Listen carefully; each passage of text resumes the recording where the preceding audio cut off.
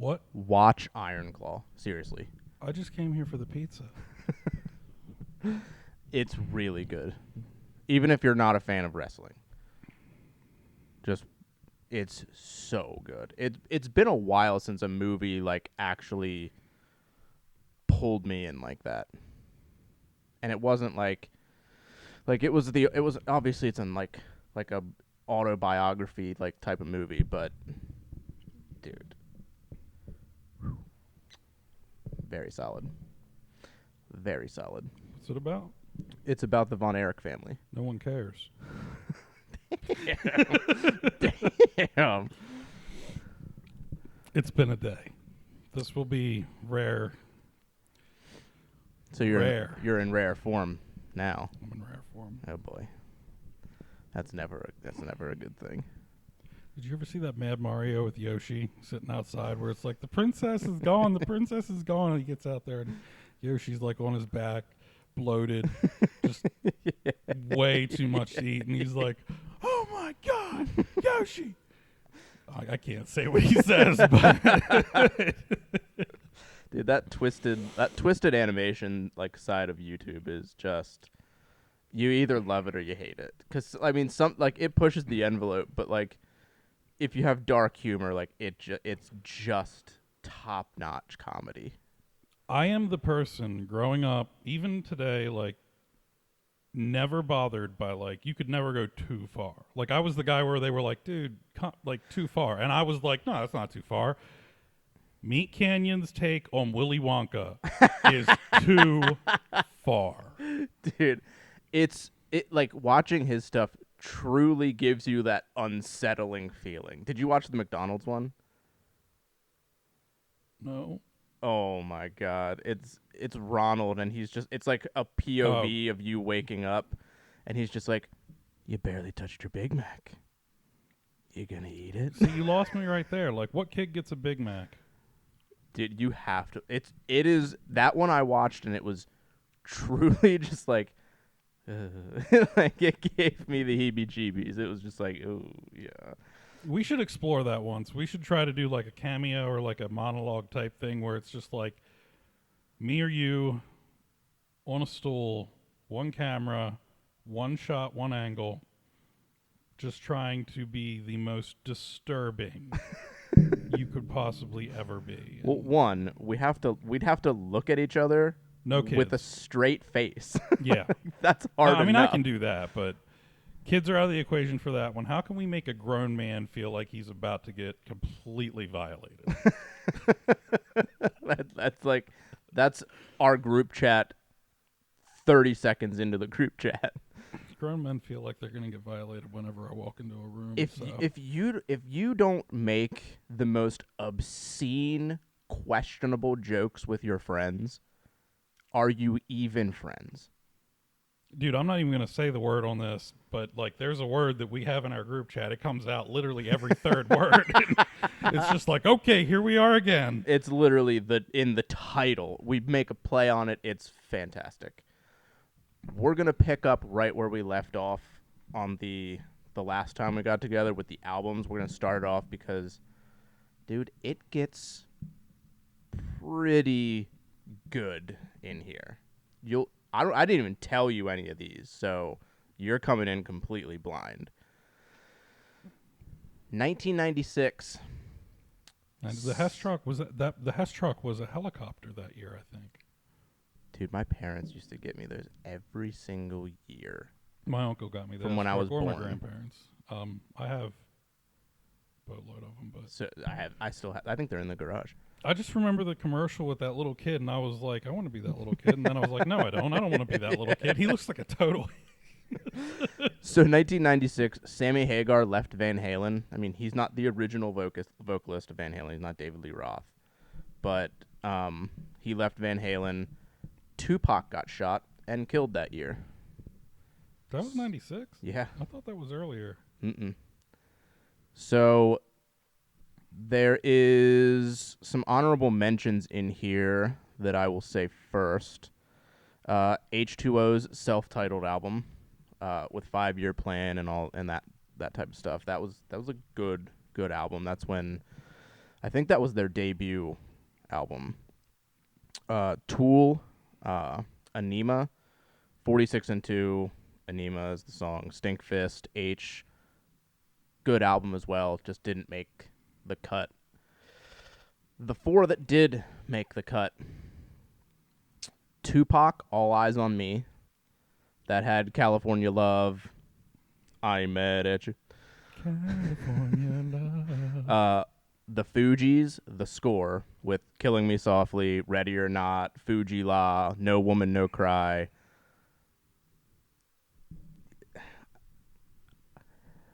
Spoiler alert, that's the choice. Marilyn Manson's Antichrist Superstar, That's it for me. Beautiful People, Tourniquet, and then Rage Against the Machine, Evil Empire, Oh, Bulls on never mind. Parade. Wow. Oh, that's rough. My choice is The Fugees, The Score. That album is just so damn good. It is a good album. It doesn't really touch it for me personally, but I'll recognize it for what it is. It won't be my choice. Marilyn Manson, that was like his best of his best, but I still don't think that beats out Rage. I think Rage is, that's probably my choice on that one. Yeah, that's a good one. But And I only say that because, like, I could never see the Fugees sitting in BBC studio, having been told the whole time they're there, you can't curse, you can't curse, you can't curse. yeah, And then, you get the singer in Rage, you can't do what you tell. yeah. They're like, okay, we have to cut away from that segment. Yeah. So yeah, definitely the Fugees, The Score for me. That's definitely the choice. I mean, the Tupac album is pretty close because that's a good one, but the Fugees. 1997. Real quick before we get into that, I think Diddy wants to tell us anything about Pac. Finally got raided, so wonder if they found the magic gun. The truth shall set you free. And the truth shall set you free. What movie? Can you? I don't remember. Liar. Wait. You have to do the Wait, voice. maybe it is Ace Ventura. It's Jim Carrey. I don't know which one. I think it was Liar Liar. No. It had to be Liar Liar. Think about the line. It has context. Yes, it is. It is Liar Liar. It's when he's in the courtroom doing the spiel. Was that before or after he smashed his head with a toilet seat? After. Yeah, Jordan fades back, swoosh, and that's the game. he was bleeding at that point. So 1997, things start getting a little spicy. Literally, the Spice Girls debuted.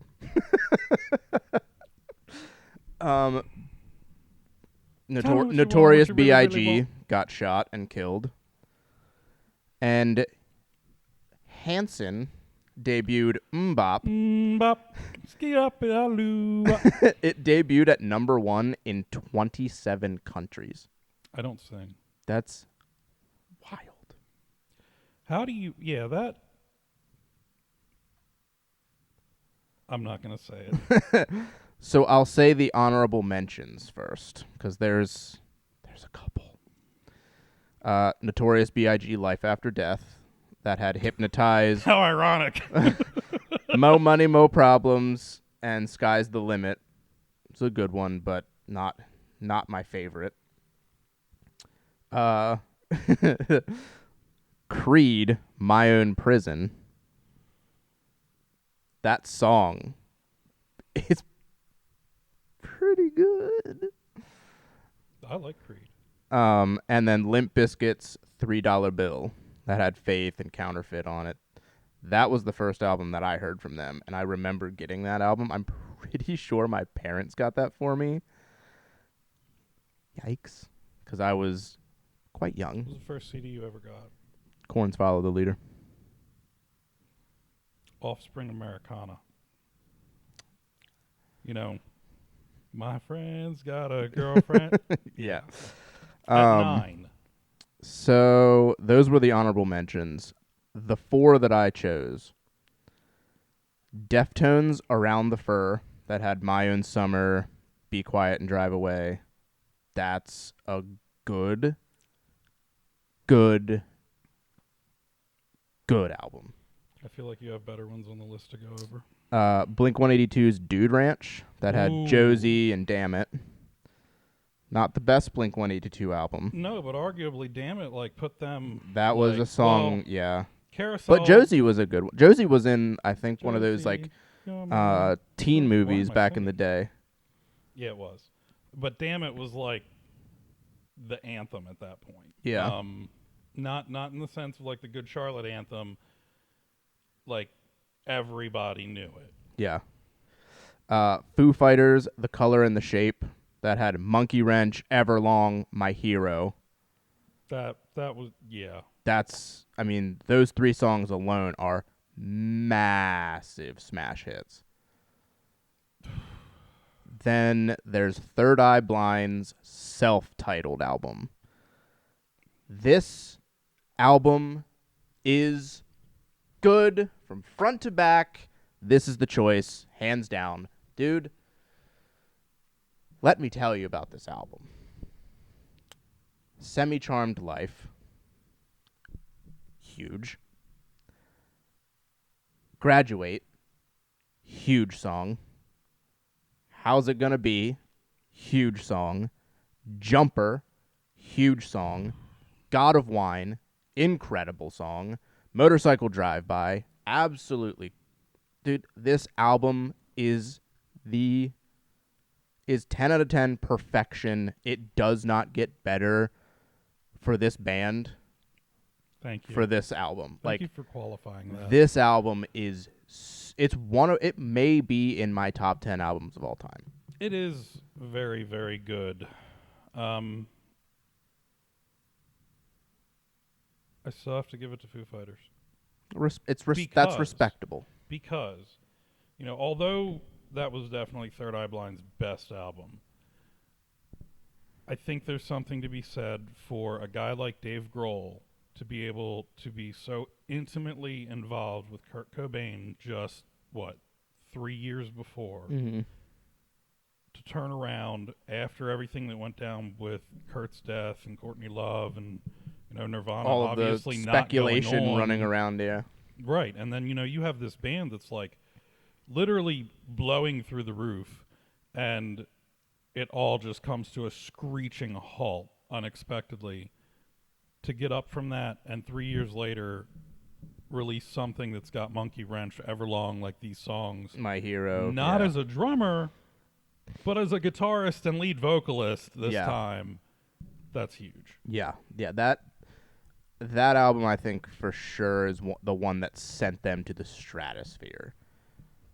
In my opinion. I mean, those 3 songs alone, Everlong, I mean, oh my God. Looking back on it, that was probably what did it. I think they were probably going to go there either way, whether this album happened or whether it was something probably, else. yeah. But yeah, I mean, this was definitely a step along the way. But Yeah. you know, So for me, it was Third Eye Blind self-titled. Like that, I cannot express, one, how many times I've listened to that album from front to back and just put it on repeat. Like, it is so incredibly good.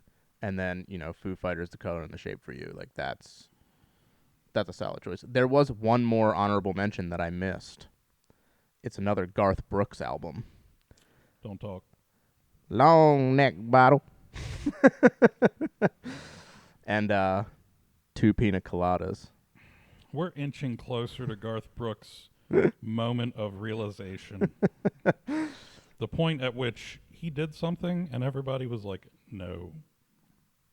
So we're going to move to 1998, which is an absolute banger of a year. Kid Rock. Oh, hold on. I'm getting too crazy here. So in 1998, this is a weird thing. That's why I wrote it down. Interscope paid $5,000 to a radio station to play Limp Bizkit 50 times on air, just to like push the band. One, 50 times. Like $100 a play. what? I just read that and I was like, that's a weird thing to Not do. a great investment decision, but TRL debuted, Carson Daly. and Was he TRO? yeah, and Rob Halford came out as gay officially. Okay. Meanwhile, Bill Clinton's getting blowies in the White House. So That happened this there's year. no honorable mentions album wise, but there. Oh no, there is. Sorry, yes, there is. Placebo, Without You I'm Nothing. That's probably my favorite album from them. That had Every Me and Every You on it. Pure Morning. You Don't Care About Us. That's a good album if you haven't listened to it. Placebo, very underrated band, I think. They did a cover album that is really good. The other honorable mention is System of a Down self-titled that had Spiders and Sugar on it. That's not their best, but No, System of a Down had a boy. lot coming for them. yeah. I think that was early on in their career, at least as that band. Yeah. I mean, obviously, those guys had been around for a while when they formed it, I thought. But So are you ready for these 4 absolutely top-notch albums? I mean, I'm sitting down. Kid Rock, Devil Without a Cause, Ball with the Ball, Cowboy, Only God Knows Why, like Devil Without a Cause, like, dude, I Am the Bull God. I remember hearing that blaring in the trailer park. Ooh, man, that album for me was massive. 2, Korn, Follow the Leader. Freak on a Leash, All in the Family, Got the Life. This was Korn's album. Yeah, that was foundational for them. This album for me was huge. For one, it's the first CD that I ever got, and I remember I think my brother had it, and I just straight swiped it. I was like, "This is mine now." The third one, Rob Zombie's Hellbilly Deluxe, Dragula, Living Dead Girl, Super Beast. I can remember the exact moment that I heard this album for the first time. My sister's in-laws used to have a farmhouse, like in the back roads of like Spring Grove, and I used to go over there, and I wanted to hang out with. I was, 8, 9, like 9 or 10, probably around this time. You weren't 10. Well, I don't know if I heard it directly in '98, but they had 2 older sons, and one of them was would watch me when I was younger. So his older brother, his room was like off limits. He had like strobe lights and all that crazy stuff that you had when back in these years, and like black lights and all dark and all these posters. And I remember that album was playing in his room, and I heard it, and I was like, whoa. Because, like, the strobe lights and, like, the weird noises that are on this album, like, Well, it aligns perfectly. That album for me, like, I remember that exactly. And then the fourth one, The Offspring, Americana. Pretty fly for a white guy. Why don't you get a job? Kids aren't all right. Arguably the best album from them. Definitely. Smash wasn't bad, but No, but this album for sure was, the one. Yeah, Pretty Fly for a White Guy became just pop culture explosion. Yeah. Like, and it's inappropriate. And, like, it comes on in my car on shuffle today, and I'm like, skip. Well, assuming my daughter's in the car with me, if she's not, I'll jam it. But when it opens up, you're like, give it to me, baby. Why does it sound like that, Dad? Well, All the girlies say I'm pretty fly for a white guy. For me, it's Korn's Follow the Leader. yeah, well, 100%. I think I screwed up this part of the segment when I said what was the first CD you got, because there you go. You know, it was your first CD and my first CD. But here's the catch: like, I listened to Dragula and Super Beast and everything from Hellbilly Deluxe probably before Americana with my dad. You know, in his '80s Chevy truck that didn't have a floor liner, and you know, like it was. I mean, that was like straight work truck. And he would pick me up on some weekends, and I would go down to his house and, you know, spend a day with him, and just the whole way there, the whole way back. And it was just like, you know, on repeat. And Yeah, I'm pretty sure my sister may have gotten me the CD of this for like Christmas one year, like my birthday or something. But dude, yeah, that album is really, really solid. But the influence that Follow the Leader had on me, dude, it's in my top 5 albums of all time, just easily. I'm probably going to at some point get the album art from that tattooed on me. that's cool. Dude, it's the artwork from that album was so sick. Can we branch for 2 seconds? Because it just popped into my head, and I didn't even think about that until, like, you know, all that nostalgia hit me. You're gonna need a breather for the next year, I'll tell you that much. Do you remember Audio Grabber? No. So it was this. It was like the very first program for a Windows PC that could rip MP3s from a CD. Wow, okay. Yeah, like it was huge back in the day, and that like started the whole concept of, you know, piracy, and like, you know, that was like the gateway to Napster. Yeah. Because without, like, they didn't publish it in electronic format at that point. Yeah. You couldn't download a song. You know, if you wanted your song on your computer, you had to buy the CD and then rip it from the CD to the computer, and then up pops Napster, and oh, look at that, everybody's sharing their files. Why aren't we allowed to share what we bought? And then it's like, you bought licenses for one person, and like 98 is when all of that kind of really became a thing. And Yeah, 98 was massive, the beginning of the but end. we're going to get into a year that is absolutely mind-blowing. We're going to get dark in the first 2 minutes of discussing it. 1999. There was a massive tragedy that happened in 1999. That was when the Columbine shootings happened.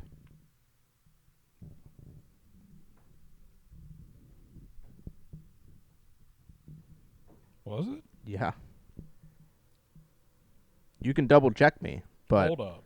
Okay, I will, because I just need it for my own self-belief. trust me, my brain was scrambled in a half when I was doing I could have this sworn it year. was 98. I could have sworn it was 98, but also, you didn't bring up Linkin Park yet. They're coming. They're coming, trust me. Well, you brought that up, so I imagine it's coming. Oh, wow, it was, 90. Yeah. What? Wow. So that was I think like the first like real tragedy that I experienced like in my lifetime. Like something that was just like something that you didn't hear of at that point. Like it went out, I mean I was 9 at that point. Well, yeah, I mean, a couple years earlier, there was the Oklahoma City bombings, but it was probably, you were probably too young at that Yeah, this point was like to the first acknowledge thing where that. I could actually like see something happening and like understand what had happened, and like it was just crazy to think that that was even like a possibility. Well, that's the thing. That is probably, this is the year that like the world started to definitely change. That's the thing. Up until Columbine happened, that really wasn't a thing. Yeah. Like, granted, there were shootings at schools. You know, there have been shootings at schools back to the 1700s. Yeah. But to have students perpetrating that and on a level like they did, Yeah. unpredictable, unexpected, Unheard of. tragic. Very And the tragic. worst part is that it did exactly what they hoped to do. You know, they went yeah. out there, wanted to set an example and have people follow in their footsteps. And here we are, 25 years later, and I'm worried about sending my daughter to elementary school. We're getting dark a little here. We're gonna lighten it up a little bit. The other event that happened was Eminem was sued by his mom for $10 million. She was a whore anyway.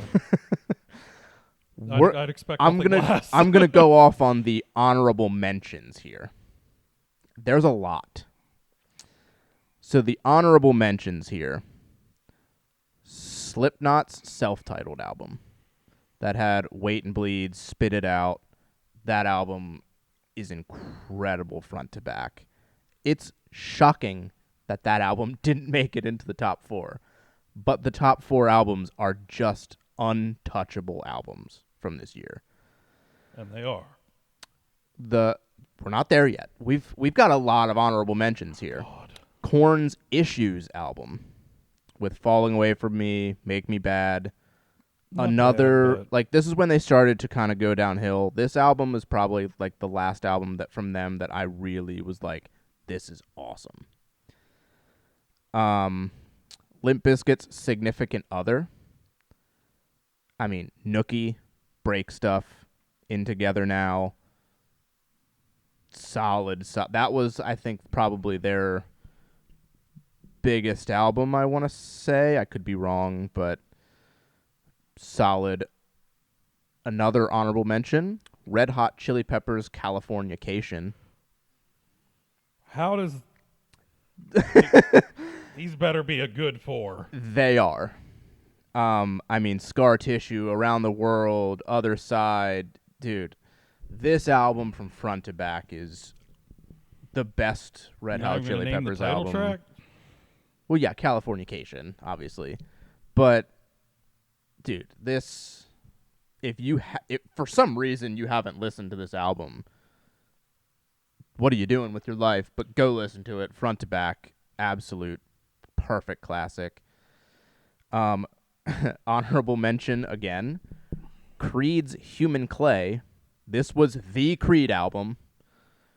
Can you take me higher? That was so off key. I don't know if I know which one it was. I'm not a vocalist by any means. No, I'm just kidding. And it You're also way better than I. it also had with on water bone. I remember being in my sister's basement playing on my small pool table, just listening to 105.7 The X, just waiting for those songs to come on along with like Stained and stuff. Like Stained. that is another honorable mention. Stain's Dysfunction that had Mud Shovel on it. That was I don't think it was their debut, but that was like their first like kind of push was when that album came out. One more honorable mention. CKY's Volume 1. 96 Quite Bitter Beings. If you are a CKY fan or a Bam Margera fan, you know the song. Taylor Davis is out there somewhere, and he could probably sing the whole album. I doubt he'll see this, but Bam is wild. Are you ready for the top 4? I don't know what's left. Eminem's Slim Shady LP. My Name Is, Guilty Conscience, Role Model. This was the album that put him on the map and shot him to the moon. Dude, this album was the map. It's insane how good this album is. You ready for the next one? Blink 182, Enema of the State. Knew that one was coming. All the small things, like Yeah. Aliens Exist. Yep. I mean, dude, another one Did this had Adam song on it too? Did it? I think. I don't know if that was this one. This- or if this it was- Take this Off Your was- Pants and Jacket. No. I know First Date was Take Off Your Oh, Pants maybe and it was Jacket. take off your. Man, I You could don't. say it. I Take Off Your Pants and Jacket. Stay a while. I forgot to write down the singles from that album. I just realized. The next album on the list, Incubus, Make Yourself. Pardon Me, Stellar, Drive. This album is my favorite Incubus album. Yeah, it's great. It's probably in my top 10 albums of all time. And there's another Incubus album that's also in that top, which is Morning View. Like, oof. But Make Yourself, dude. I probably would have traded that for Californication on Ooh, the honorable mention, but I don't know. And then the last one is. Wait a minute. you save the best for last. 1, 2, 3. You miscounted. I did miscount. All right. All right, so Californication. we'll put Californication back in. So it's Californication, Enema of the State, Slim Shady LP, and Make Yourself. You going first or am I going first? I mean, which one of us is going first? Let's go at the same time.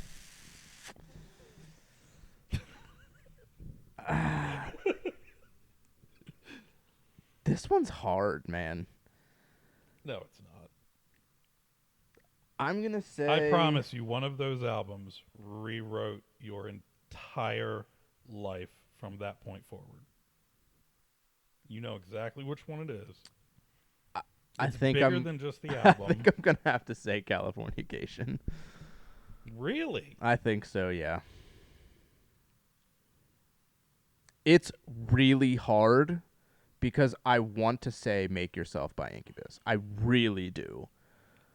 I'm not picking either of those. But I think Californication just takes it for me. Because, like, I can't even, like, the as a ex-musician, like, I don't play music anymore. Like, it's been so long since I've picked up my bass or my guitar or anything. Like, I wouldn't really consider myself like a musician, but I still have the brain of a musician. So like when I listen to that Californication album, like it's wild the things that those guys could do when they got brought together. Yes. Real quick. We're about to have that moment from Full Metal Jacket where he's in his face, where the drill sergeant's in Pyle's face. You are always a musician. It's in your blood. That's how it works. It's like the Force. Yeah. But to your point, the Chili's, man, like they killed it with that one. I mean, there were other good ones, but this one was like hammered. And that's why it's hard for me to sit back and say, my pick is Enema of the State. I knew that was going to be your pick the minute I started making the list. Because when you think about all the small things, like without that song, our entire generation looks different. Like it was in so many things and in your face in so many ways.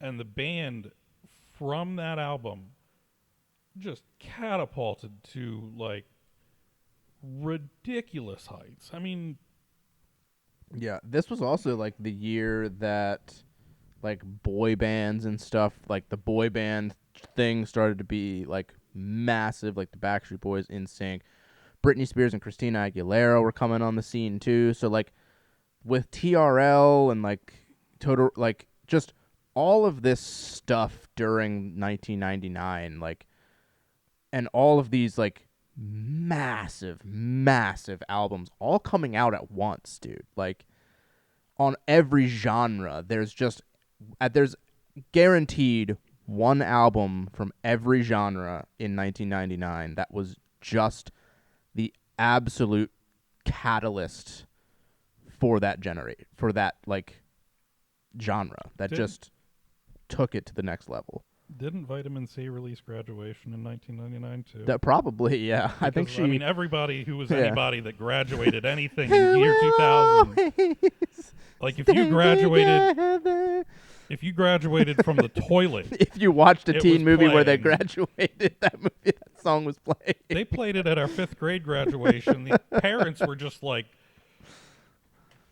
I think they needed a mop, but So this next the last year that we're going to talk about today is the we're year not done yet. the year 2000, Y2K. It's a long segment. This one's probably shorter. No, I meant the whole thing. Oh, this is going to be a long episode. I'll just throw it out there because I knew, like, when I started writing these albums down, I was like, oh my god, like, we have to just start with it because it's too much to talk about, and this is when music started to, like, really influence my life. Y2K. Y2K. This is also, funny enough, when the Metallica was suing Napster and going after them. So that whole thing was happening around See, here. I was right. It started like 2 years ago. Mm-hmm. I'm not an idiot. There's Well, 2 honorable mentions. One of them is probably only for me because I don't think you like this band. Hymns, Razorblade Romance. Dude, one, Bam Margera made this album go insane. If you watched any of the CKY movies, if you watched any Viva La Bam episodes, if you watched anything that Bam Margera was doing, all of the songs from this album are in it 100%. Like, it is mind-blowing when I look at, like, the track listing and it's like, Join Me in Death. Like, that was the song from the album. That was in so many things that he was doing. Right Here in My Arms, that was also in everything he was doing.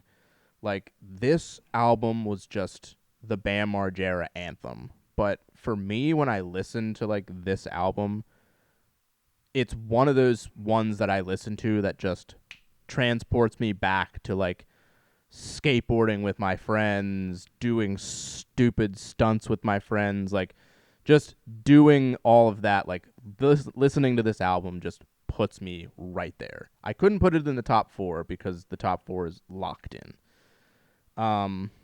yeah, I mean, I wasn't into covering myself in baby powder and crying a lot, so that wasn't really my band, but I did listen to them a little bit. The other honorable mention is Papa Roach's Infest. That's an honorable mention. Yes.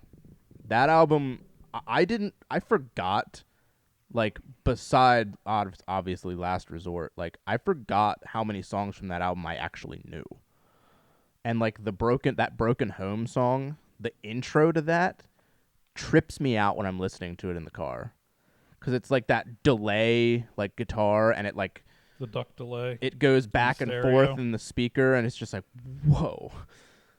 That album's, I forgot how good that album was. That was fun to try to recreate in Pro Tools. The top 4, dude. You'll understand why that was an honorable mention. We have Eminem's Marshall Mathers LP. Stan, Real Slim Shady, Way I Am. Like, dude, I remember being in my friend Jesse's house just blaring this album in his room. And this was the album, like, I was 10 at this time.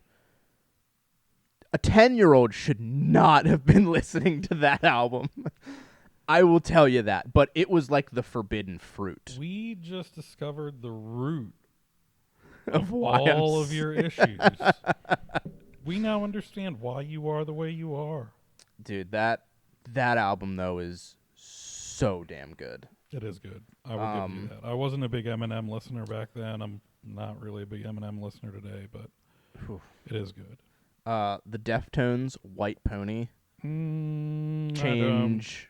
Back to School. Like, those were the singles from it, but that album for me, from front to back, is just the best Deftones album. It's so good. It's their best release. You're not a big Deftones guy, are you?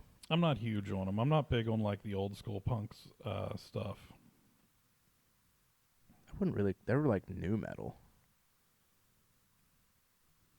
I'm thinking Ramones. Wow.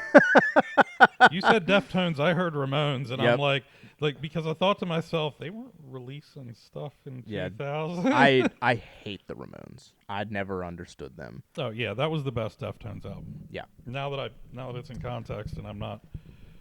Ooh, Number 3 on the list: is it hot in here? Limp Bizkit's Chocolate Starfish and the hot dog flavored water. Oh, rolling baby. Dude, this album easily squeaks into my top 3 albums of all time. Can you say the name of the album again, please? Chocolate Starfish and the hot dog flavored water. It's definitely a play on words. It's so good. When me and Alicia went to see Limp Bizkit, the lights went dark. No one, there was some random dude that played before them, but that was it. It was literally some dude played 3 songs, and then the lights went down. You saw Wes Borland come in, and you saw the drummer come in, and all you hear is Fred Durst just go, "We're gonna keep on rolling," and it just boom, and I was like, "Oh my god!" And dude, how much do you think we saw them for? How much do you think we spent to go there? We were front row. You gotta tell me when it was. This was 11 years ago. 2013. $25. We spent $30 a ticket, and we were front row. You know how much that would cost now? Dude, we It saw would cost your child's arm. we saw them at Ram's Head.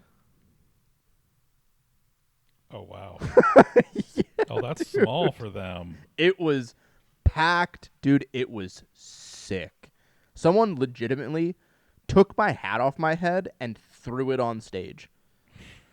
They took it off my head and just whoom, and I saw it fly, and I'm like, "That looks like my hat." And then I was like, "Wait a minute!" And then Fred Durst legitimately walks over, and he looks at the crowd, and he's like, "Anybody's hat?" Mid set, and I was like, "Mine." He walked to the crowd and legitimately handed it to the guy in front of me, and then he handed it back, and I was like, "Holy shit, dude!" I have a picture of Fred Durst holding that hat. Where's that hat today? I probably threw it away. I'm not gonna lie. What the? Dude, after that show, that hat was disgusting. Dude, I was soaked from being so hot. It was so jam-packed. It was insane. I digress. We're getting ahead of ourselves. I was just gonna say that sounds like me after every show I've ever played. But The last album on the out of the 4, Linkin Park's Hybrid Theory. Paper Cut, One Step Closer, In the End, Crawling. What did Linkin Park release before Hybrid Theory? Nothing. Right. So What album are you thinking of? I'm thinking back to Columbine and how they referenced Linkin Park. I don't think so. Dig into it. There might have been a single that came out. Maybe it was a single. Maybe it was a demo. But It had to have been a single, because they released singles from the album a year before the album comes because out. I remember that all over the news. It was like this big thing where Well, no. oh, they were Linkin Park fans. When that Linkin when Park, that Linkin Park, happened, Linkin Park, and it was they blamed Marilyn Manson. The news was ripping Marilyn Manson apart because they said that he was the one that influenced the kids to do it. We'll come back to that next week after I can go back and research my research. So we've got the Marshall Mathers LP, White Pony, Chocolate Starfish, and Hybrid Theory. Picking one of these 4 it's harder than 1999 for me. Hybrid Theory. It comes down to Hybrid Theory or Chocolate Starfish. That's And the ones for me too. The thing is, with Chocolate Starfish, one or two of those songs really transcended time. Truth. Hybrid Theory, That whole damn near the album. whole album is still valid today. And, is that in part because Chester, is no longer with us? Maybe to a degree, but I don't think so. I think that it's really the music that has This held album on. is just like, yeah, it is from front to back just one huge ripper of an album. Yeah, like they came flying out of nowhere, and it was like, Tyson down in the ninth and just left, Yeah. right, left. And I think for me, I'm still gonna have to choose Limp Bizkit, only because I think for my Limp Bizkit album, for my Linkin Park album, I think Meteora? Meteora is the one for me. Meteor was their better This, album. I mean, Hybrid Theory is like I can sing that album from front to back, like every single lyric. Please don't. I'm not going to, but I know that album like the back of my hand. But I think Limp Bizkit, when that album came out, like that was like just the album that I was like, whoa, what is this music, and where can I get more of it? So that'll close out this segment. I mean, I knew it was going to be long, so we had to do it first because, yeah, we're starting to get into albums that changed our life territory. Oh yeah.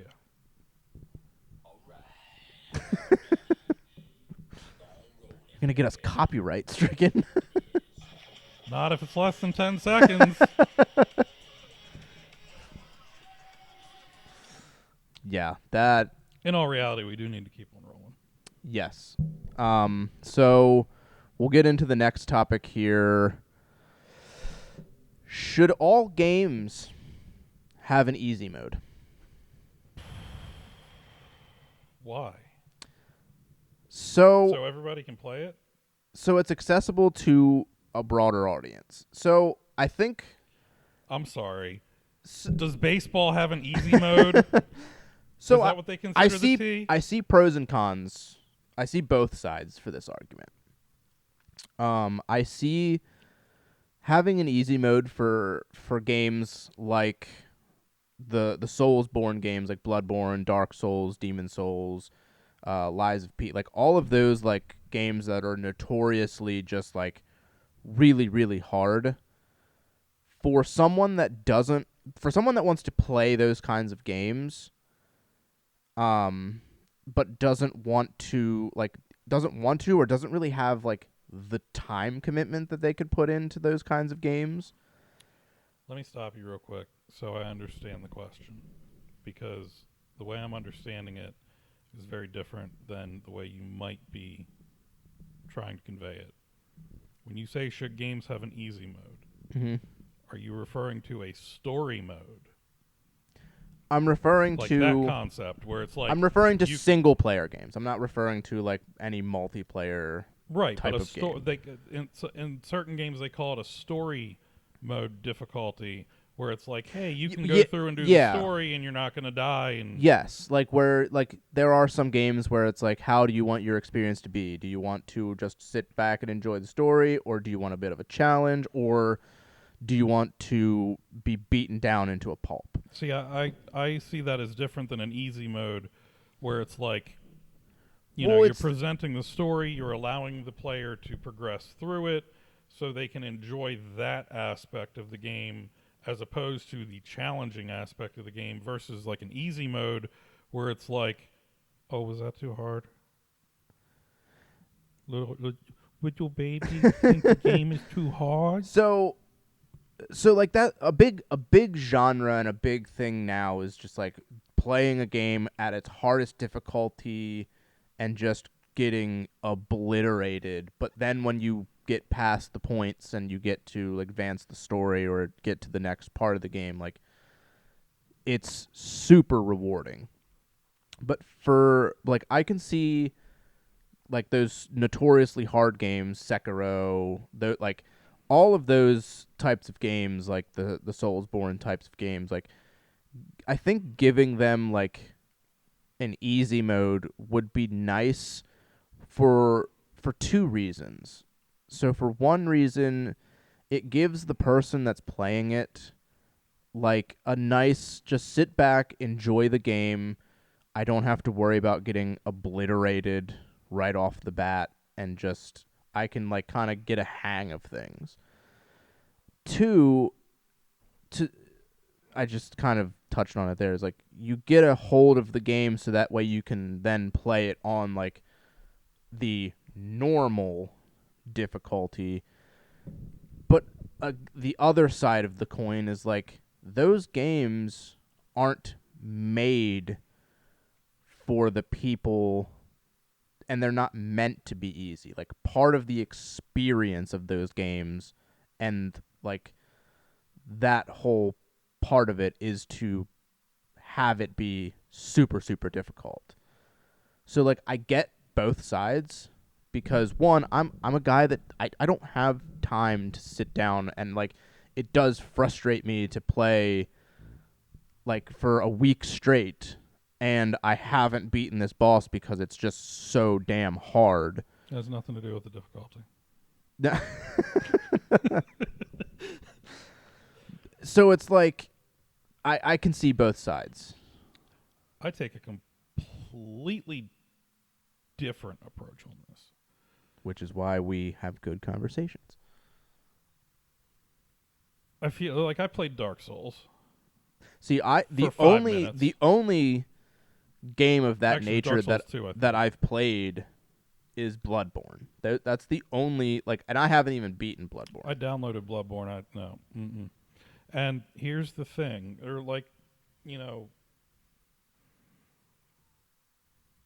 if I'm a developer for a game, granted, you know my background. You know I've been in software development, so I like understand to a degree what that's like. If I'm a game developer and I'm building this game, and we're real excited about it, and it's this thrilling game, and it's so hard, people are really going to have a challenge with it. They're going to play it for hours trying to get through this. My first thought is how many people aren't going to play this because it's so hard. Once people figure that out. And then my second thought is, wow, if all those people don't play it, that means all those people don't buy it. And if those people don't buy it, I don't get their money.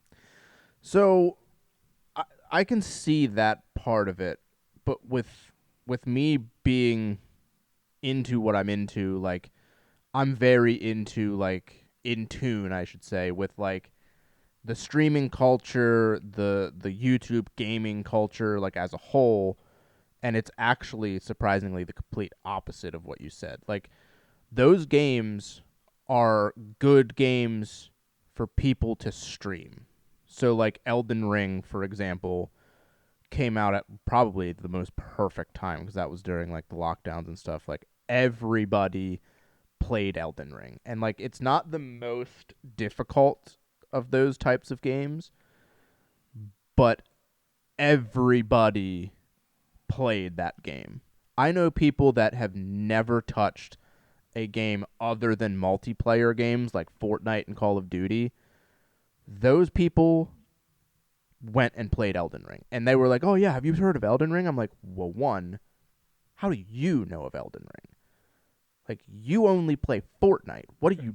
That's one instance that like. So, but for example, like these massive streamers play these games, and it's fun to watch. It's a fun game to watch them play, because these people do it for a living. They play games for a living. So they have all the time in the world to dedicate to play these types of games, which naturally you're just going to understand them from a different perspective than what I understand these games at. Right. So when you get on stream, and no matter who it is, like when these games come out and gain massive popularity, the most massive streamers of all time are covering these games. Like Asmongold, I think Shroud even did it. Dr. Disrespect, like I think he even played these types of games. Like these streamers that are on just another level of popularity are playing these types of games. Everybody just wants to play. Everyone's going to play that game. It's the same, it's when Fortnite was huge. Like Ninja, like everybody wanted to play Fortnite because everybody wanted to be the next Ninja. Same with Call of Duty. Everyone wants to be the next Dr. Disrespect or Tim the Tatman or Nick Merckx or what have you. Like these guys that are just having like 30, 40, 50,000 people watching them every time they stream. They play, like if they're playing one of these games, the people are going to follow and they're going to want to buy these games. Like the influence of YouTube culture and streaming culture that the influence that those two things have on the gaming market as a whole is insane. And I don't think you really understand it because you're an outside perspective in that regard. Oh no, I see where you're coming from. You put out this hard game, one of the streamers picks it up, they start pushing it, people see you playing it, they want to play it, they go buy it. I see the concept. I don't know that it's necessarily landing because you look at the sales numbers on like the different consoles, and Grand Theft Auto is probably the easiest game you can play on PlayStation. It's number one. Yeah. For not just PS4, but for PS3. Horizon's up there, Last of Us, like most of the games that I wouldn't really consider particularly hard seem to have higher sales numbers. Yes, I see where you're saying that, like well, with it being a novel concept. If you're looking at the PS4 as a console and you're looking at like some of the most popular games for the console, I think there's at least 5 or 6 Soulsborne games that are like in that top. There's Bloodborne, which if you ask anybody that owns a PS4 or PS5, like what some of their top games are, that game's going to be in there. I've heard so many people talking about it. Probably. Demon Souls, that's another one that was huge. It got a remake. It originally released for PS3, and it got a full-blown remake for PS5, and I think it launched when the PS5 launched. But that was a huge game when it came out. Massive. And I don't think it's like considered people's favorites, but if you're talking about like these difficult, notoriously like Soulsborne games, that's definitely, it's in the name, Demon Souls. Dark Souls 3 released. That's another one that was huge, massive. I just watched a streamer that I watched play it, Ryukar. He's a Mario guy, but he plays other games, but he just did and there was another guy that just did a playthrough of that. Lies of P, surprisingly enough, like when that came out, that wasn't even like, I don't think considered a AAA title. That was just like a game from like a different developer that's not from the developers of the main Soulsborne like games, but that game was massive. I watched Asmongold play it. I watched a couple other streamers play it, and like I think it got pretty successful for it not being a AAA title. But then you have Sekiro. Like that game was huge.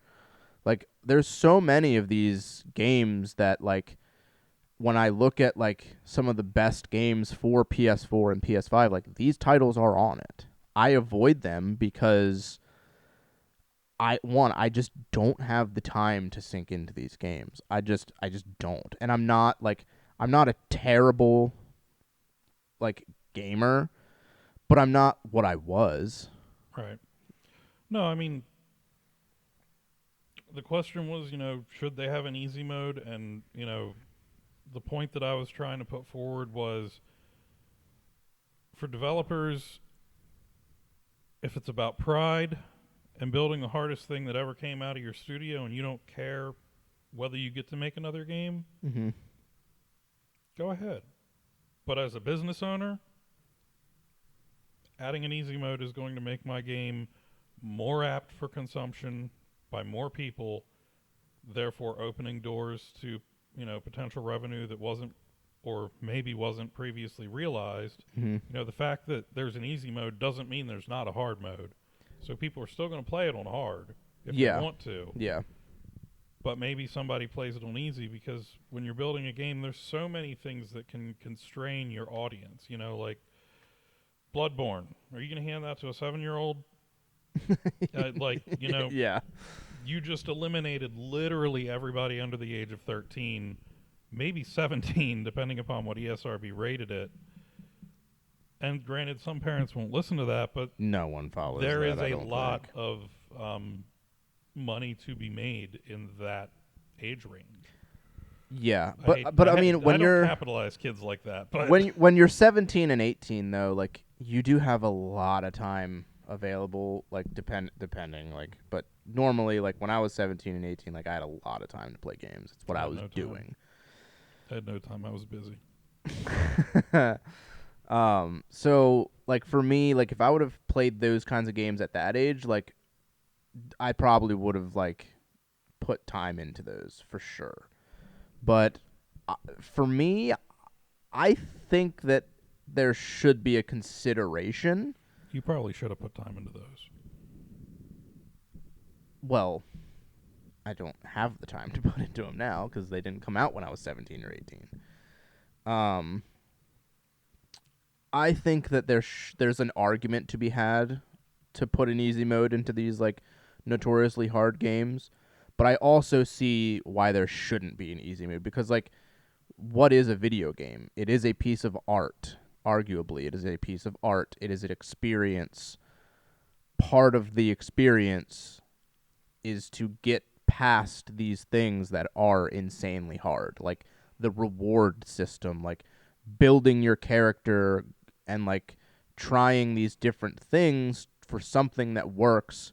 Because when you do go into these games, part of it is going in blind, not knowing anything. In the age of the internet, if I wanted to play Bloodborne or if I wanted to play Demon Souls or Elden Ring, I can look up a guide that will give me like, hey, do this, do this, do this, put all of your effort into these stats, and then you can just one-shot or two-shot these bosses. And I can probably breeze through these types of games, but there's no fun in that. So do this. My best idea all week. Add an easy mode, an easy setting, where you can select the setting. We'll say, for instance, in Bloodborne. You go in. When you select easy mode, you hit X. And it brings up a pop-up that says, "Are you a little bitch?" And then you can go back and reselect hard. I'm for sure clipping that for a short. When you go into Bloodborne and you push it and it'll be like, "Are you a little bitch? You little bitch boy?" Dude, I feel like the developers are already doing that when they make it so damn hard in the first place. Like, there's a game, I forget what game I was playing. It was literally single shots that was just done. And I'm like, this is bullshit. Fuck this, I'm out. I damn near put my controller through my TV. Yeah, I think there's an argument, but I do see, like, you know, as a person who likes even like video games that I haven't played or like I don't particularly like I see the value in them. So like I can see both sides. What do you guys think? Should there be an easy mode in like notoriously hard games, or am I just a little bitch? I mean, Dude, I think that's a great idea. If that happened in a game, I would probably go Venmo the developer just for adding that. So we'll move on. We'll move on to the next topic here. Do it to Mario. Game preservation and replayability. So what I mean by that is with the subscription services that PlayStation has, that Xbox has, that Nintendo has, should there be more games added more rapidly in terms of the like the big hits from whoever it is, whether it's PlayStation, Xbox, and Nintendo, like for for their entire, not their entire libraries, but like the games that have like become just massively loved and they're big titles. Like for the game preservation part of this question, like should they be adding them more rapidly to draw people in to then subscribe to those services and want to play those games, or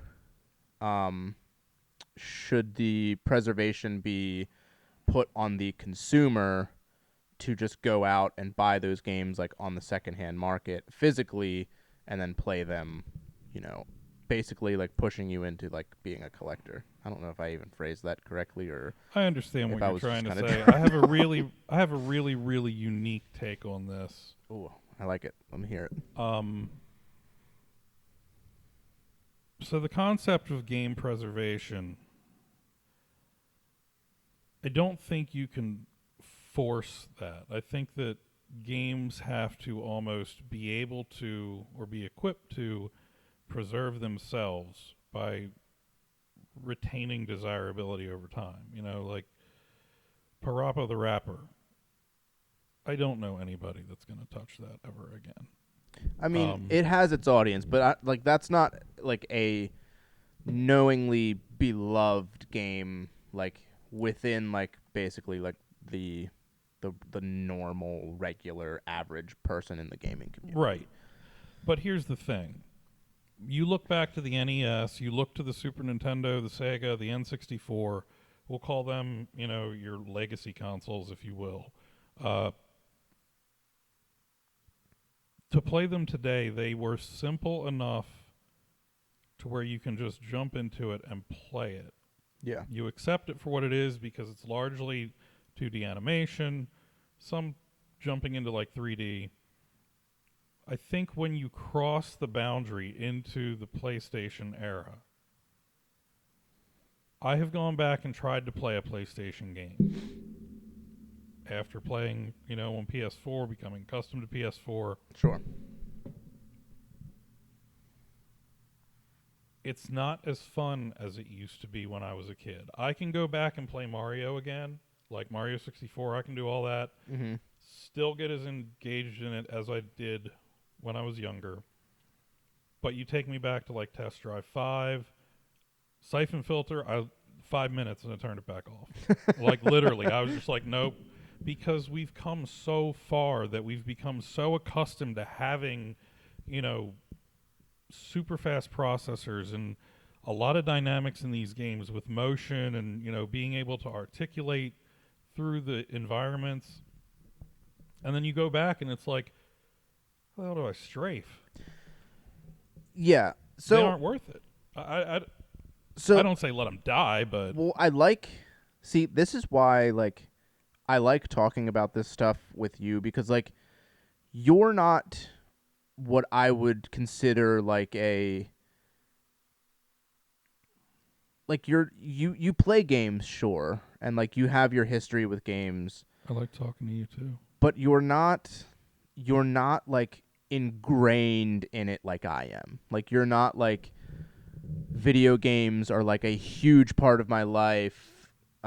Game collecting and like watching content constantly and like stuff like that. Like you're not in that realm like I am, but like you appreciate playing games. You have your history with games, and then you have your select games that you play like now. I have a life, and I didn't spend half a year's wages on my video game collection. So Yeah. So like I like what you bring to the table in like terms of like these kinds of conversations.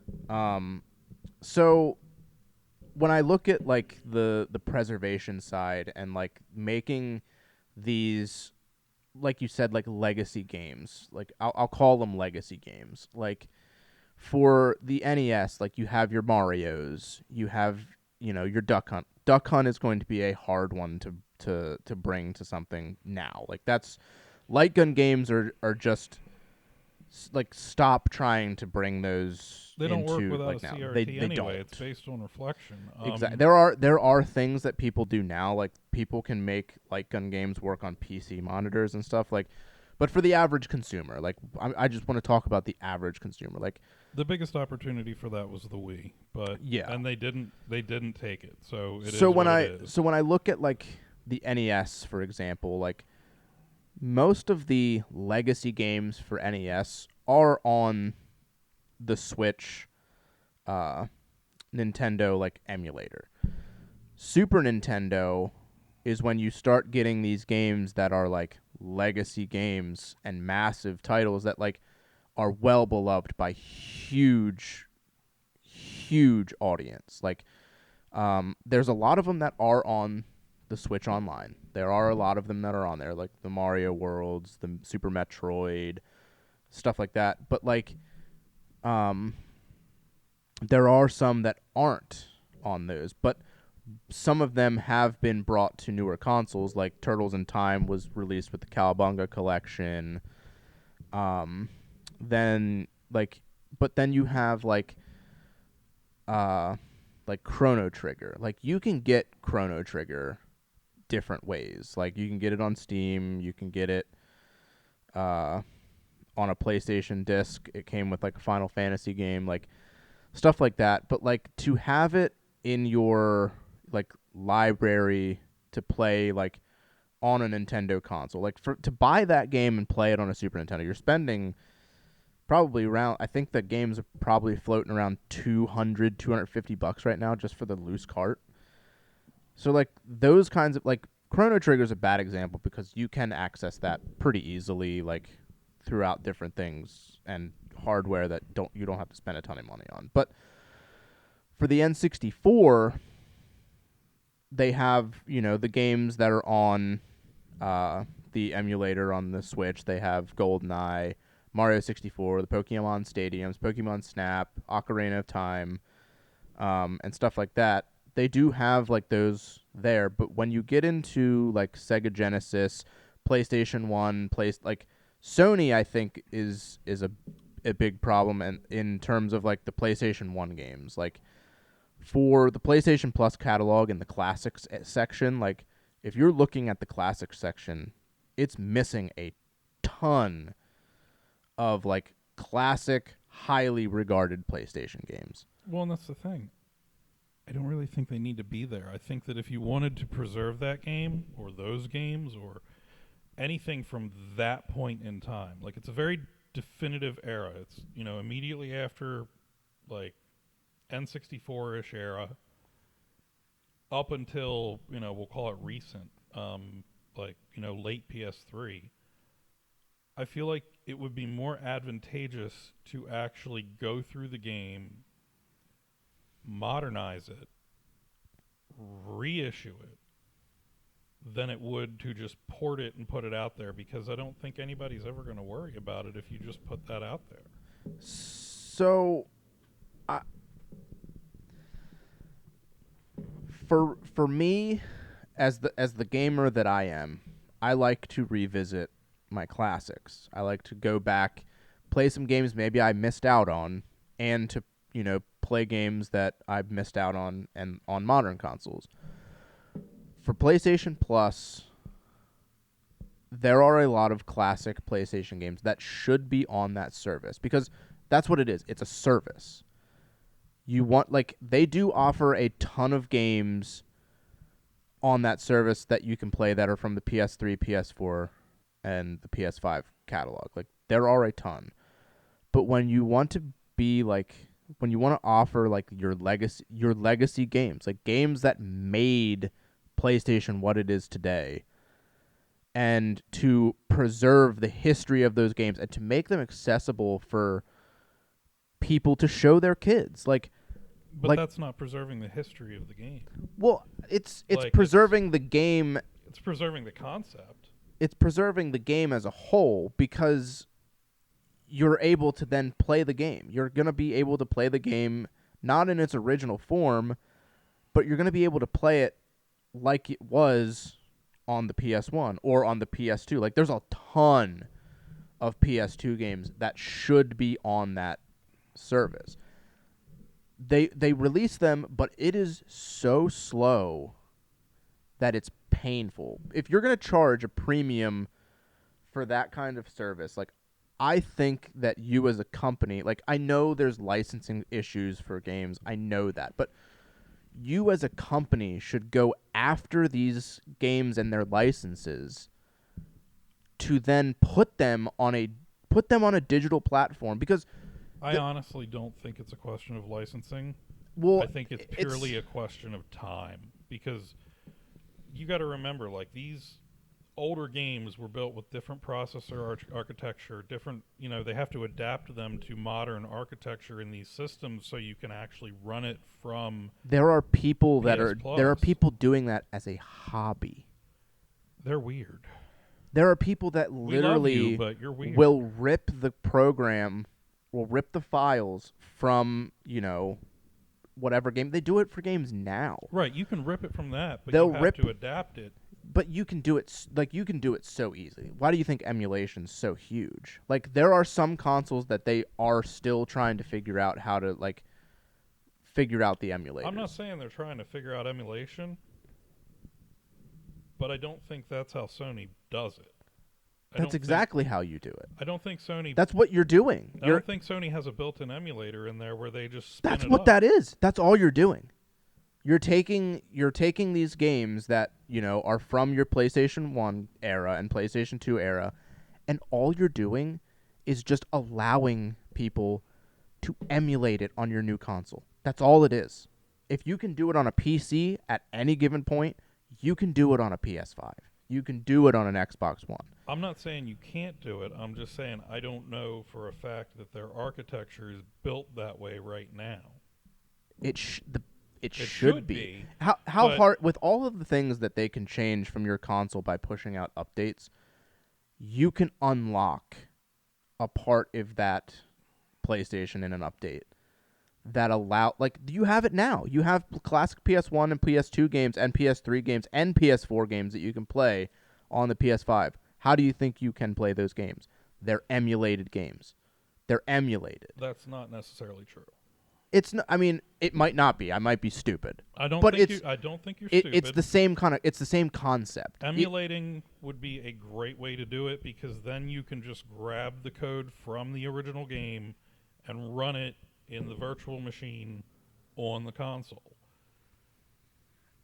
It's also very possible that Sony is going through each and every one of these games, taking the code that worked on PS1, updating it line by line so it will run natively on a PS5 or a PS4.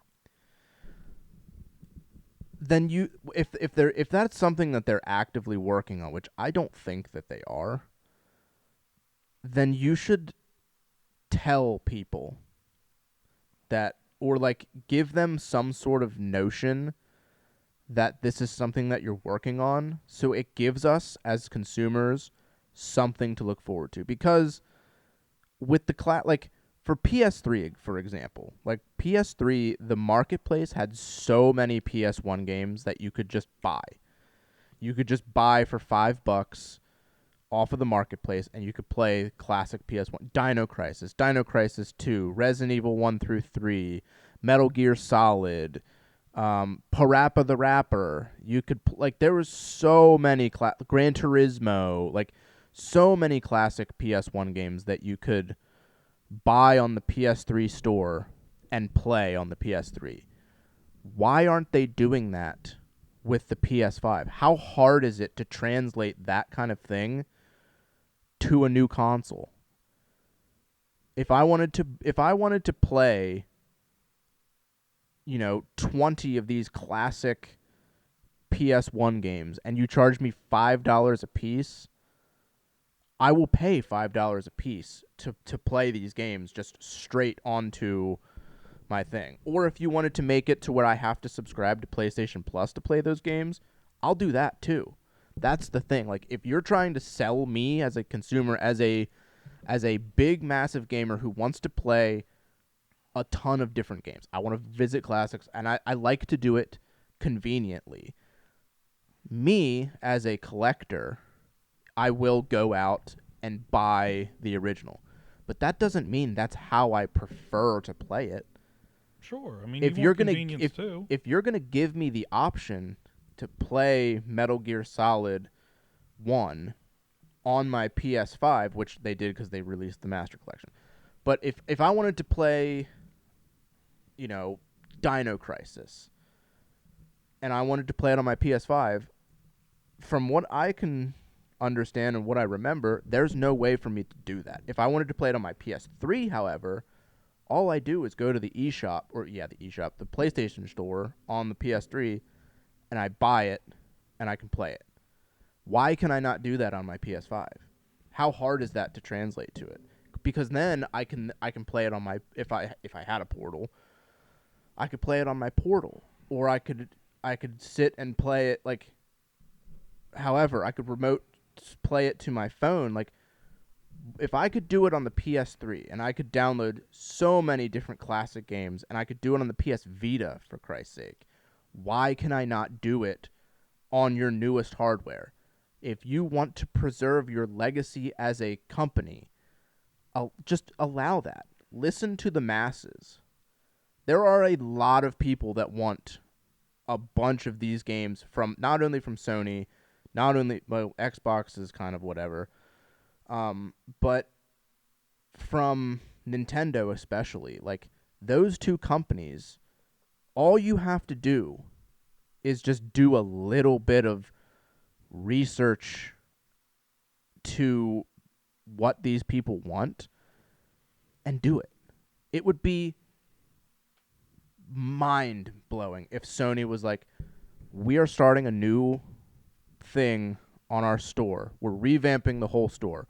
We are offering 200 of our classic PS1 games. We're offering 250 PS2 games. We are offering X amount of PS3 games available on our eShop. We'll be dripping them into the PlayStation Plus catalog over a short period of time, but if you don't want to wait, you can spend $10 a piece to buy those games in the shop, and then you can play them. It would go absolutely insane. Same with Nintendo. I think I have the answer to your Dino Crisis question. It's been rumored that they're going to remake it, but I doubt it. What was it initially released on? PS1. Therefore, the game was originally written in C. But it was available on the PS3. The PS3 had both C and C++ compilers. So then why can't you do it? The PS4 and PS5 do not have a C compiler. But there is a way that they could allow those systems to at least emulate those games. There are ways that they could run C code on the PS4 and PS5. It would be not terribly challenging, but it would take a good bit of development. Which you have, like, that should be a thing. If you offered it on an old console, and you're offering the same thing with PS3 games where you can play them on PS5, like, you should be looking at it from a perspective of, like, we need to allow people to, like, if you don't want these people, like I was saying last week, if you don't want these people to illegally emulate your games, do it yourself. That's all you need to do. If Nintendo were to take a note out of people's books here, look at how many people emulate Nintendo games. That's probably one of the most emulated brands is Nintendo.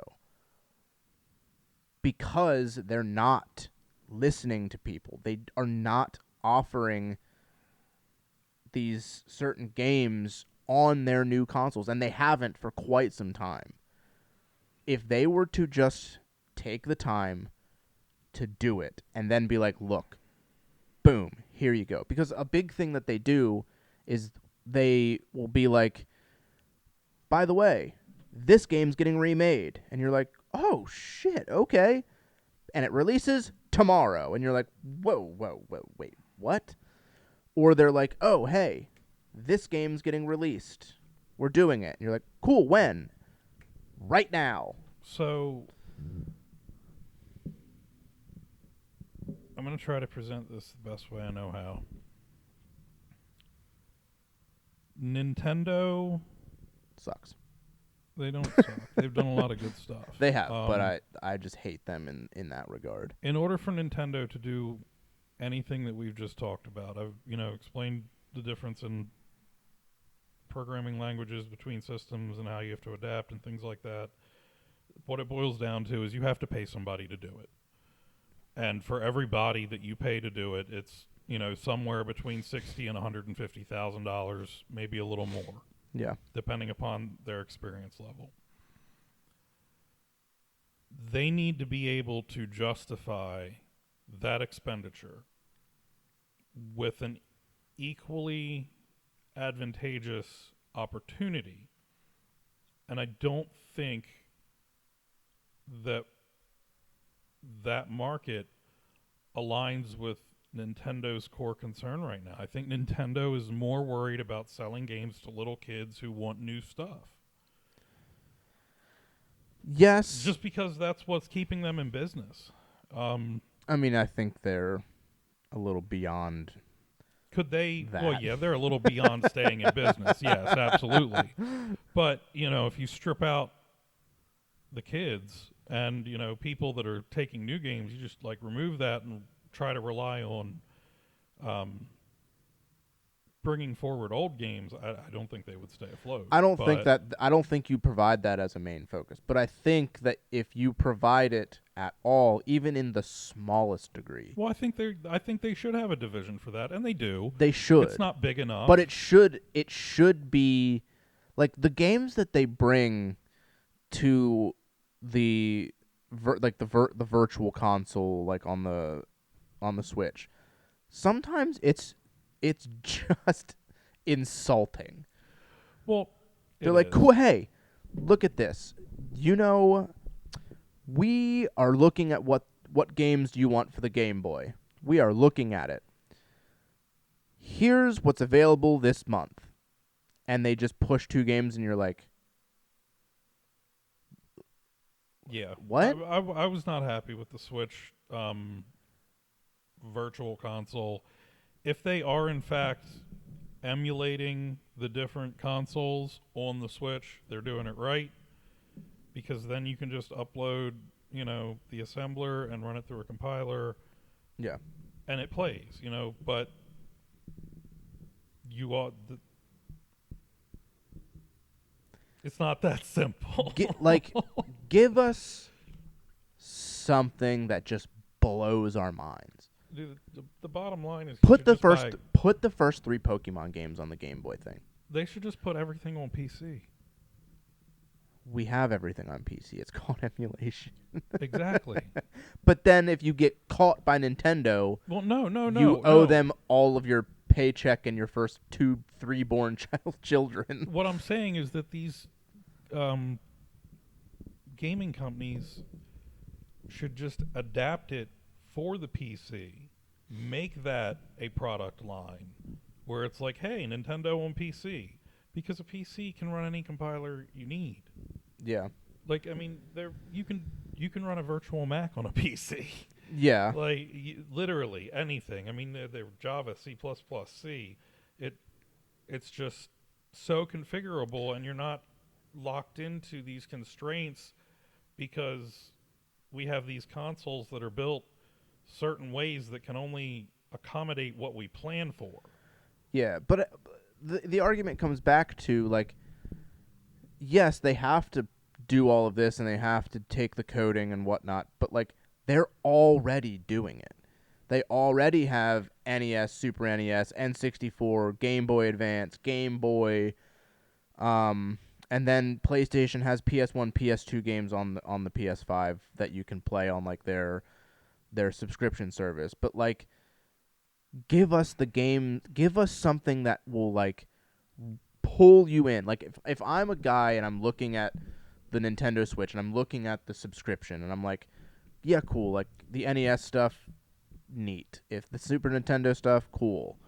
But, my big thing was Game Boy, and I'm looking at, I'm like, Yeah, they have Super Mario Land 2. Like, cool. They have Link's Awakening. Cool.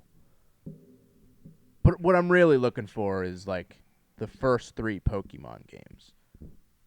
Now you're talking something completely different. That's a handheld. Yeah, but they already have that stuff on there. That's a handheld. They're already doing it. Why don't they have at least one of them on there? Why would I reissue Pokemon? Because everybody would play it. Would they? 100%. Or would it be another situation like what I described in the beginning, where you get it out and you're all excited, and suddenly it didn't age that well, and you're like, damn. Yeah, you're going to have that. But I ain't going to keep playing it. that's you, though. There are a ton of people that would eat that up. Yo, I'm sorry. If you're playing a game just to play a game because you played a game 20 years ago and you're not having fun with it today, but you keep going just because you played it 20 years ago, you need to reevaluate the value of your time, and I suggest you find some therapy. I think for preservation's sake, I think the big companies need to figure out a way to offer their legacy games on their newer consoles. Like, just make it accessible, whether it's on your subscription service or whether it's allowing us to buy the game for a fee. One of those things, I think, like, they're doing it a little bit now. They are. But I think they need to do it a little bit better and provide us with games that we actually give a shit about. That's my take on it. Yeah, Because like, as a collector, I have plenty of ways to play the games that I want to play. But for convenience sake, for me as not only an adult, but also as a dad, as a, guy that just likes convenience, make it convenient for me. That's all I ask. I'm not saying they shouldn't. I'm also all I'm saying is I don't think that's their priority at the moment. I think that there should be a little more of a priority on it, because even if you're not going to bring the original and it's going to eventually just get launched into a full-blown remake, give us a little droplet of info. Why waste time porting the Pokemon games so you can play them on Switch the way they were on a non-color, or potentially color if you were lucky enough, Game Boy 25 years ago, when you could literally take that concept and just run with it on Switch? Oh, if they remade the original Pokemon game, Pokemon Blue Red. Oh my god, that would be yeah. If that was the case, then yeah, give us a little drip of that, and we'll shit our pants on the spot. That's my point. Like, you find these great games that were great then. Why let them come back to just be less than stellar? But don't let it lose its greatness, because that's what's going to happen. I get it. I get that aspect. Like, if you're going to remake it, sure. But as a person who does like to play remakes, I do also like to go back to the originals. And there are a lot of people that also do like to do that. So, like, if you're going to full-blown remake it, put the classics on there too. Double whammy. See, now you're asking for the cake and eating it too. 100%. Nope. You get to pick one. And then, like, the second Then part... you probably don't get either, if I'm being honest. The second segment of this discussion, the replayability aspect of games. Well, we already covered that. So, no, this is different than what we were talking about. Different concept. So, games nowadays are massive in scale. Some of them, not all of them. Some of them are just too big. Like, there are games that take 100 hours to complete, or there are games that are kind of never ending. You've got the live service games and stuff like that. Are these games that are considered masterpieces now, some of them being the 100-hour, 80-hour long journeys that they are when those games are now in their like retro state, years and years down the road, are people going to look back on those games like we look back on our games? Because it's easier for us to look back on our games and pick them up and replay them, because one, some of the games aren't like games that you beat, but the games that you do play from start to finish are not very long games.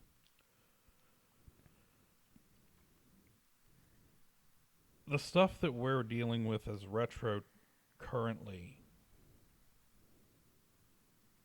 mostly didn't even save up until 1996. So it's like you sit down and you play as far as you get and you're done. Which gave me PTSD with the Star Wars series on Super Nintendo. I really, really hated the fact that every time I got to the Darth Vader part and I died and got ticked off and had to shut off the Nintendo because I used foul language, it was just not great. But to that point, you can pick it up, you can play it, you can have fun with it, you can do all that in a day. Let's fast forward to 2046. Mm-hmm. And we are having the same conversation. I guarantee you I'm sitting here and I'm like, man, put Zero Dawn back in the PS4 today. Forget that. No, I'm not going to be spending 60 hours of my time reliving something I played. I don't care if I was 20. Great memories, awesome fun. Willing to bet you at the time I probably have a VR headset that's a lot more fun. And no. Yeah, like that is interesting to think about, because looking back on like some of my favorite games of all time, they are, 3-4 hour long games. It's not I could sit down and play it in a sitting front to back.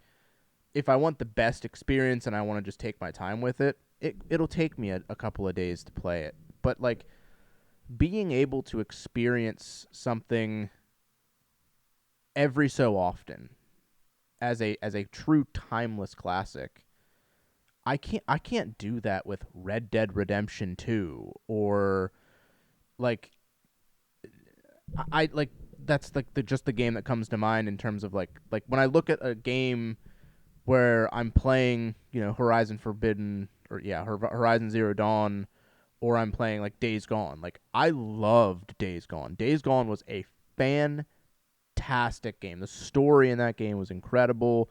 That's what I love in a game, is a good story. I mean, gameplay obviously too, but like I'm not going to replay that game again. Like I might replay it once more in my lifetime, but that game took me 40 to 50 hours to beat, and like took me probably 60, 70 hours to platinum. Like that's a long commitment to put into a single game, versus if you look at like the classics of yesteryear. I'm going to take that. I'm going to run with it real quick, and I'm going to introduce another idea that's off the wall. We aren't at a point yet to where we can declare replayability is dead with modern game design. Mm-hmm. But it's coming. You're going to find it in the next 10 years, the next 20 years, that the games that came out for the PS3, PS4, PS5, the story-based games that are great fun, I think they're awesome to make. I think we should continue making them. They're not going to stand the test of time just because of how they're built. Yes. I firmly believe that the reason that we play these retro games the way we do, or when we do, is because it's not about actually having fun with the game itself. And it's not about, going back and revisiting the game, but it's more rooted in revisiting the memories that we have from the first times we experienced that game. That From definitely. playing like Super Mario World, if I play, it's just like flashbacks where you remember a certain part in a certain level, and suddenly you're sitting in a different house. Your parents are back. It's just wild. Yeah, and that definitely is a big thing with especially like these kinds of games. Like that is part of it where, you know, the especially like with the huge games like Mario World and like the massive hits of the console, like you do have those memories with those games, but then there's games that aren't so big. Like there's like somebody where you're talking to them and like Keith when I was talking to him about Shining Force.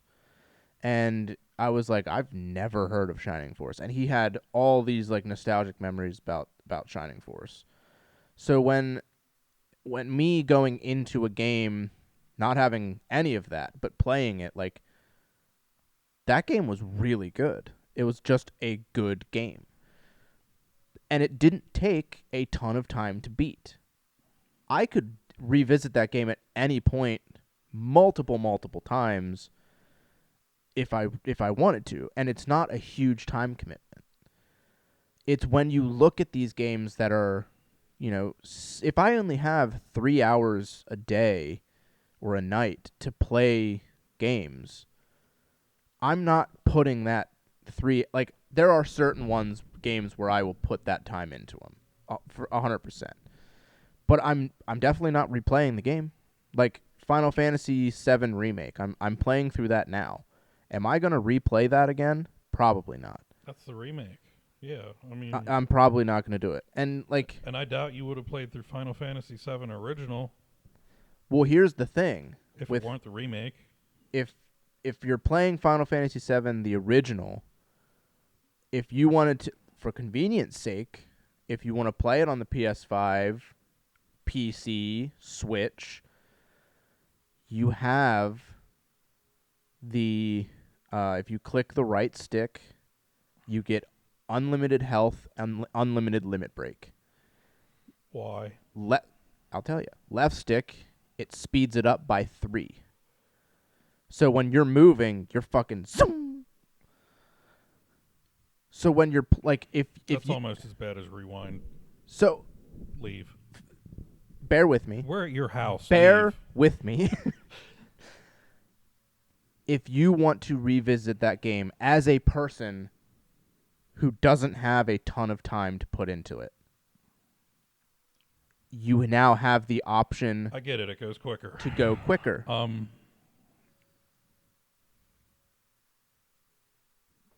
Keep it the damn same. But with that No. with that game you have No. multiple ways to play it. Hey, You can what play it on the go, you can play it whenever you want. Like that's a game that has accessibility beyond anything. That The wild thing is that millennials, i.e. you and I, unfortunately, currently mid-30s. ouch. The generation a little bit above us, a little older than us, probably the initial exposure to video games. Mhm. But I would really consider millennials to be like the core introduction to a life immersed in gaming. What happens when we're all 65 and retired and have all the time in the world? I'm doing exactly what I've been doing for my entire life. I'm playing games. Playing golf and sleeping? Well, I'm playing golf definitely, but I'll play some games too. Like No, that's what I'm saying. But like in 30 years, when we're oh my god, I think I just had a moment. I just had a bad moment. we'll be texting each other till 2 a.m. now. I am literally closer to 65 than I am to birth. Dear God. This is not how this was supposed to go. Midlife crisis is incoming. At that Can we go point, through at them that together? point, these games will literally be 60 years old. Yeah. We're like, and the Horizon Zero Dawns and The Last of Us are going to be more relevant as go-tos because they're going to be more acquirable. Yes, but But they're going to suck to play. exactly. But there's always going to be a Mario World. There's all like, especially if like there are people actively preserving these kinds of games. What about Bowser? In massive like networks where you can like play them at any point on your computer, legally or illegally. There are people actively working to make that an option for people. But yeah, like the games like that you played in like your prime, and you're like, yeah, that game, loved that game. And you go to pick it up, and you're like, I'm not spending 60 hours on that again. That's the other thing. There's a lot of games out there that are online based. That's the problem. Guarantee that ain't going to be replayable because I don't know who's going to be Think- maintaining a server in 40 years. Think about all the people who have sunk tens of thousands of hours into World of Warcraft, Fortnite, whatever. All right. When here's- that goes away and is now no longer a thing, you really think you're going to be able to play that? I just want to say I fully believe World of Warcraft is not going anywhere ever. I believe that they have their server farm somewhere in the foothills of the Nepalese mountains. That thing is under lock and key. That bitch is armored. Blizzard are a bunch of psychos. I can agree there. But literally, like, there is a part of me where, like, I'm not a big live service game guy. I'm not by any stretch. But I do have one game that I always want to have the option to play when I want to play it. And that is old school RuneScape. Now, there is a small part of me that every so often massive anxiety creeps in and goes, one day you're not going to have that option. And I just think to myself, like, is there a way that people can reserve that game to play it after, like, Jagex just goes, no more? Dude, if they were smart, they'd be porting everything to the cloud. I mean, you can play, like, they are on Steam now. So, like, that's a big thing.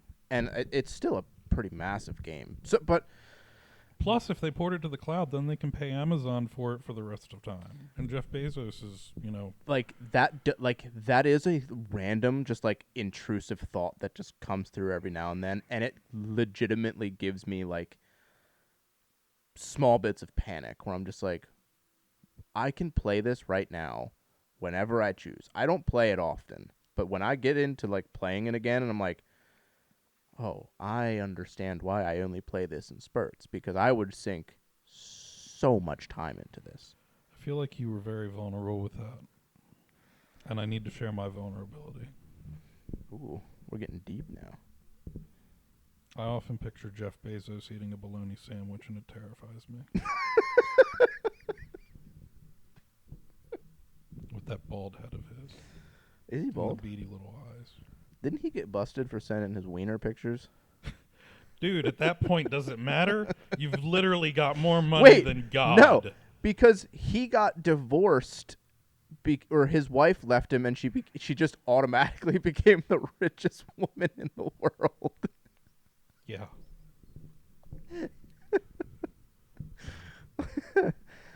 So From a bookstore. we'll close now. We've been going for an hour and 50 minutes. I think we've covered a good Nah, bit. bro, we got to hit 2. Oh, you want to hit 2? Okay. So Hit 2 and split it up. all right. So split it up. What do you mean? We'll figure it out. So I don't know, but it's cold. scalpers. Let's touch on scalpers real quick. do scalpers ruin a small portion of availability for like the average consumer? Well, especially nowadays. Like, I can't think of how I want to word that question. What are you talking about? So, for example, PlayStation 5s and Xbox Ones. Well, whatever the latest one, Series X, whatever the first one, like the big thing for those, and then the Switch as well. When those first came out, it was a thing to buy them up. We're not talking about the people that take off your hair. No, we're not talking about like Brad Pitt and Inglourious Bastards. Okay. We're talking No, you're about talking about like people that sell tickets aftermarket on the street. that where it's kind like, of thing. yo. Yeah, like it's become Got 2 ticks for you. Need an 8-ball. it's become a huge problem. They sell games. It's And with consoles. with PS5 and the new Xboxes, like they were buying all of them up. Regular people were like that have the income to do so. So we're not talking the stereotypical scalper. We're talking about literally any individual who goes and purchases a large quantity of a particular gaming item Yes. and then sells it at a premium Yes. on Facebook Marketplace Yes. or eBay. Craigslist Yes. or eBay, Yes. also known as a douchebag. Yes. So with the PS5s, the Xbox, the new Xboxes, the Switches, like a big thing was to just have, if you had, like people were getting credit cards just to max them out on buying these consoles and then reselling them. Oh, hi, kitty. Reselling them for, people were selling PlayStation 5s for $1,000. Dude, there's a very easy answer to this. Lay it on me. 1 per customer. Per transaction. Yes. I wouldn't even go 1 Which- per customer per transaction. I would just be like, yo, you bought 1 today, get out of my store. You There don't need 5. There are ways around that, though. Hi, Ellie. Is when you go to, like, I had a person that I knew when the Switch came out. He did a circle of a 50-mile radius and went to GameStops and Best Buys and just scooped up as many Nintendo Switches as they would allow him to buy. And some of them had rules where it was like 2 per customer. Right. He literally would buy them up, resell them. He made ridiculous money. Yeah, absolutely. That's the problem. That's the other part of this problem is you can restrict it on one side all you want. Are you going to restrict it to 1 per customer per year? I don't think so. Yeah. And to your point, you can go to multiple stores. Unless you're going to the same chain, there's no real way to track it. But the other part of the problem is that people enable it because they pay these ridiculous prices for it secondhand. That's the thing that blows my mind. Like the people don't fact care that about people money. buy it, People care about money. People don't care about money. the fact that people buy these things at these premium costs from these scalpers and these crazy resellers is it then enables them to do it to the next thing because they know that people are going to pay these money for concert tickets, dude. Like if you want to go see, if you don't camp out for like somebody massive, like Morgan Wallen, like if you buy the ticket when it is first announced and pre-sale happens for, however much you buy your ticket for. But Perfect example, real quick. Saw Shania Twain last summer. Mhm. I think I paid $350 for 2 tickets.